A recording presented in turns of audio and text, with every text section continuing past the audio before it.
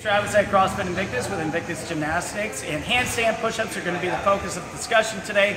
We have them in 17.4 as seen last year in 16.4. And so I want to give you guys some tips for efficiency and safety. Safety being number one. We don't want to crack a neck on this one. If you guys get to the handstand push-ups, it's great. When you get there, you may be low on time. You're going to have to crank through these pretty quick and most likely break them up quite a bit. So in order to keep you safe, I want to go over some of the kipping handstand techniques and things that you should warm up with and make sure that you're aware of before you actually start your workout, so you're not trying to figure it out when you get to the wall. Okay, first things first, we need to make sure we're the right distance away from the wall. So when you guys, before you start your workout, you're going to come up to the wall, get down into a headstand position. In that headstand position, we're going to put our feet up against the wall, hands out in front of us where we can see them and support ourselves. And we're going to bring our knees down. And when we bring them down, we want to bring them all the way in front of us and close to our chest to make sure that the weight distribution is correct and it won't pull us off the wall. So looking like this. And down. Now notice my butt's up against the wall and my knees are down. When my knees start going back up, my butt's going to push away from the wall. And that's really what we want. Now when you guys have your bottom up against the wall, it's good to not have to reach too much with your butt, because when you come out of that handstand, your bottom's going to be going from, say, out here and then into the wall. And the further out it is, the harder it's going to hit. We have a brick wall here. You guys probably don't have very many soft walls in your gym. So I recommend coming into it nice and easy.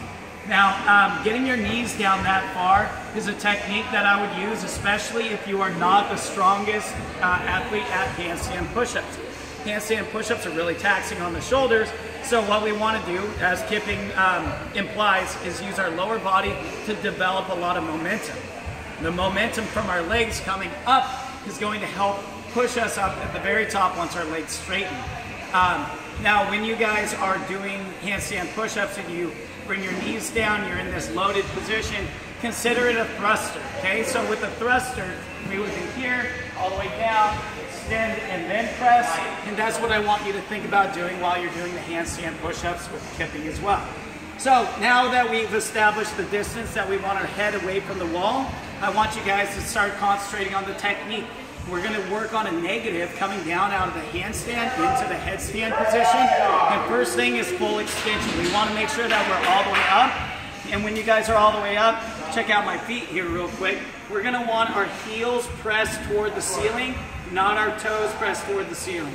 If you're an ex-gymnast, this might be counterintuitive, but we want to flex in order to raise our heel up. So if you look, my heel is closer, now it's further away. You guys do have a line that you have to pass, and we want to make sure that you pass it. So kicking up to the handstand, flex feet. Now I'm going to break the knees slightly as I come down, and when my head touches, drop my knees in quickly. Now when you guys come down, you want to break in your knees on the way down in order to, well, imagine this. I'm standing still, I'm talking to a friend, somebody comes up, kicks back my knee, and I collapse, right?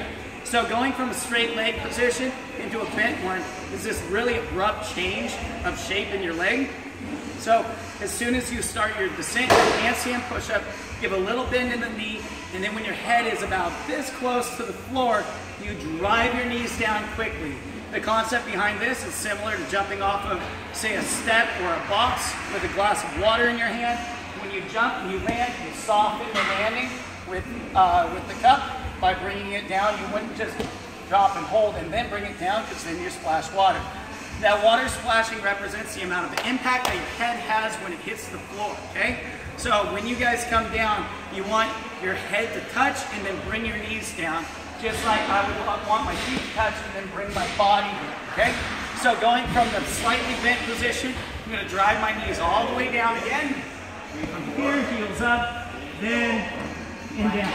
I'm still leaning up against the wall, and from here, pushing my knees out, and pop back up, heels up, down, and up.